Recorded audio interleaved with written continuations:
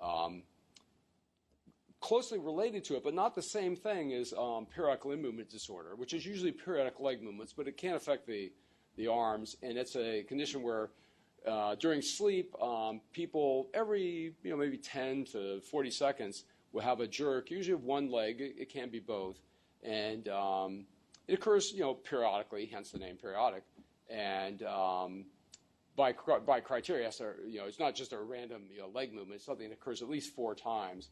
This is what it looks like on a on a sleep study. These are those are the leg movements when we look at somebody in a sleep study, and it can be brought on by stroke. This one study looking at a series of stroke patients saw that 77% of the stroke patients had periodic leg movements, as opposed to only 29% of the controls. And that more commonly the leg movement was on the weak side from the stroke. The reason this is important is this is a fairly common condition that can disrupt sleep and can lead to daytime sleepiness. So it's something to think about in a stroke patient, as well as other folks that are bothered by excessive sleepiness.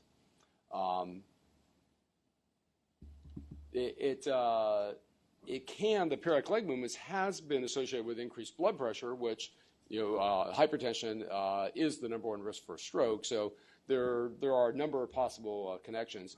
Restless leg syndrome is not clear if that is really significantly affected by stroke, but some suggestion that it's not uncommon in stroke patients, but it's not uncommon in people in general. So then talking about sleep apnea and stroke, which is probably the most important sleep disorder associated with stroke, how could sleep apnea be a risk factor for stroke? And there's been a number of studies over the last probably 20 or more years that have really looked at this and have for most of the studies have found that it clearly is a risk factor for stroke. Sleep apnea, obstructive sleep apnea, which is the most common type of sleep apnea, is a condition where the upper airway during sleep closes either completely or partially. If it's partial, we call it a hypopnea. If it's completely closed, we call it an apnea. And it can be a real common problem. You can see, this is these are all the times during a night. Each one of these lines signifies a time when somebody stopped breathing. So we can, in the sleep lab, we can see people many hundreds of times stop breathing. Each time is associated with a brief awakening, or what we call an arousal. And a lot of times it can be associated with the oxygen level dropping down. So this is a very abnormal situation compared to the normal night's sleep, where you really should have very few, if any, interruptions. This is kind of what it looks like, just looking at like a couple minutes of the sleep. And the things that I would point out to you here is this is the airflow, and you can see, right back and forth here, there's very low airflow, even though the chest continues to move. You can see how low the oxygen level gets, down to 77%. If you want to get an idea how severe that is, put a pulse ox in, hold your breath as long as you can, and see how low you can make your oxygen go. Very few people can get below 90. So to get to 77 is really getting hypoxic. And you can see what the effect it has on the heart. During the apnea, the heart can really slow down from this kind of Valsalva maneuver. And then when the person stops breathing again, it really speeds up, what we call tachycardia, bradycardia.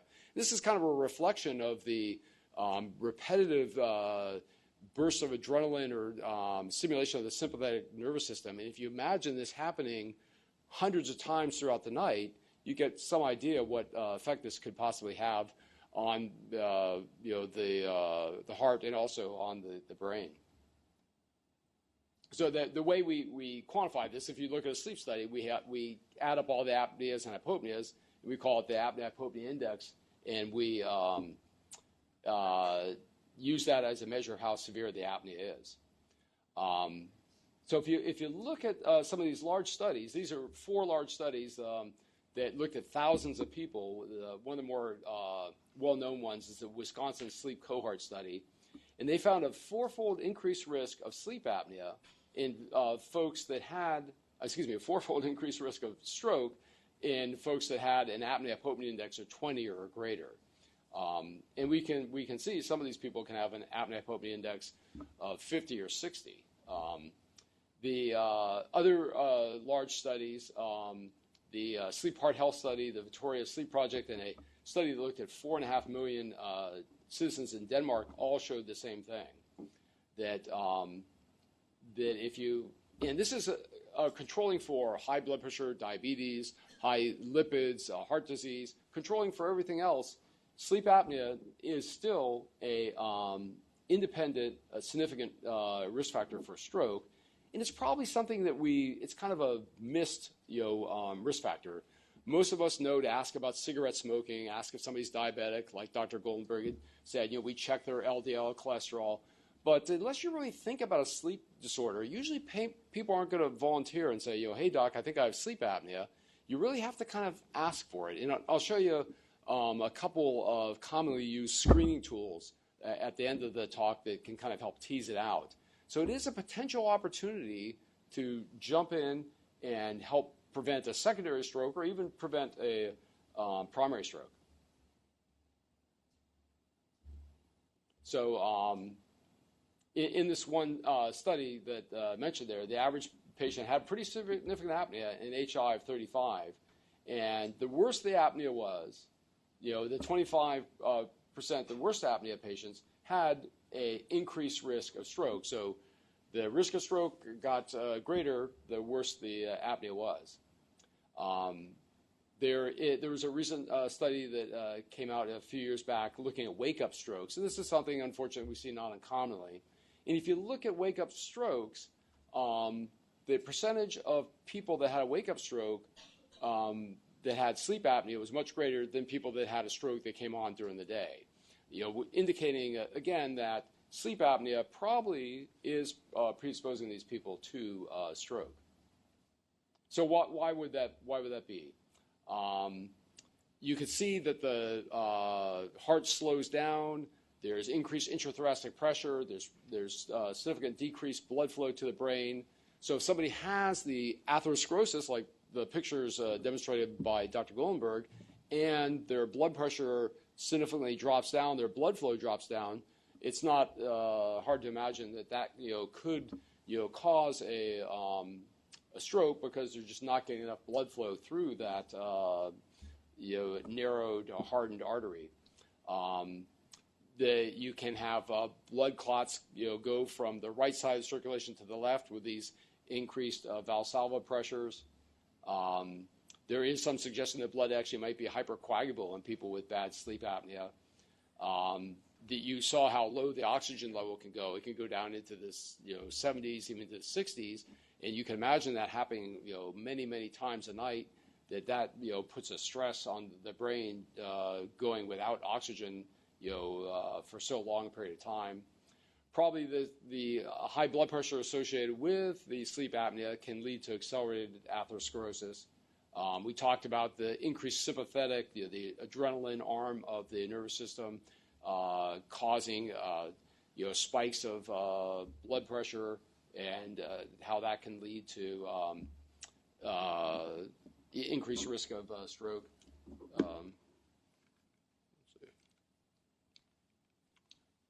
Not sure where but I was trying to find the pointer. But you can look and you see at the top there, it shows you the oxygen shifts. This is an apnea here, breathing apnea, breathing apnea. You can see how the oxygen level shifts with each of the apneic spells. You can see the marked changes in blood flow.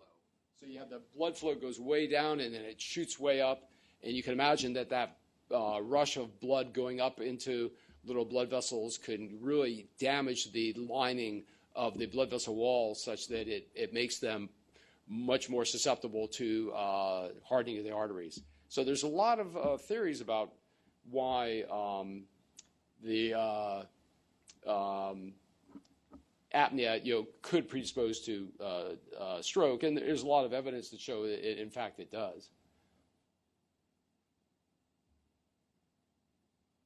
And kind of going along with that, the worse the apnea is, the more likely people are to have high blood pressure. Untreated sleep apnea is a significant risk factor for atrial fibrillation. Atrial fibrillation is a very potent risk factor for stroke. It's going to become more and more common as our population ages, and our population is in the midst of the significant aging. And when we get somebody oftentimes sent for a sleep study just because they have unexplained unexplained atrial fibrillation, I would say the majority of the time they have significant sleep apnea. And we talked about the swings in the blood pressure, and there may actually be that the blood vessels that normally will contract and dilate to kind of level out the blood pressure in our brains, that reactivity, that ability to adjust is impaired by sleep apnea, and that makes the brain more susceptible to the adverse effects of these changes in blood pressure, and that can lead to increased risk of stroke. In the yin-yang cycle can actually turn the other way, in that probably stroke actually makes people more prone to sleep apnea. If you look at these large studies of stroke patients, up to 65% of them will have significant sleep apnea right after the stroke, and that after a month or two, even though the numbers decrease, there still is a significant amount of people that have sleep apnea. Maybe up to half of these folks have it. So it's really a population we need to think about sleep apnea. And if you don't really think about it, usually you're not going to test for it, and it is a risk factor that we're not going to be modifying. Why stroke would cause it might be due to some disturbed coordination of the airways muscles. It may be due to problems actually in the lower brainstem, which coordinates breathing. It seems like probably both those mechanisms are important. So in the last minute I have here, I just kind of wanted to stop and reflect upon why are we even talking about this. And the real reason is because this is, as I've alluded to, a potentially modifiable risk factor to prevent stroke. And boy, if we can prevent stroke primarily or even secondarily, that's much better than treating it. It is something we need to think about really in all our stroke patients, but especially in overweight elderly men who are at the highest risk for having sleep apnea. And the treatment of sleep apnea has been suggested, not all studies, but in a large number of studies, to decrease the risk of stroke. This is a study from 10, 11 years ago that showed that CPAP, continuous positive airway pressure, would decrease the risk of stroke. If you look at people that were able to use the CPAP in this one study versus the folks that were not able to use it, you can see that it was a marked decrease in the risk of recurrent vascular event, which would mean a stroke or a heart attack or a TIA. Really, the key there is getting the patients to use CPAP. If anyone in here is treating sleep apnea, they know that it's having people wear this mask on their face at night to help eliminate the sleep apnea is very effective if the patient can tolerate it. And there's a lot of reasons the patients can't tolerate it, and those problems are probably even magnified in somebody who's had a stroke. Somebody who's maybe weak, has facial weakness, maybe has some thinking problems.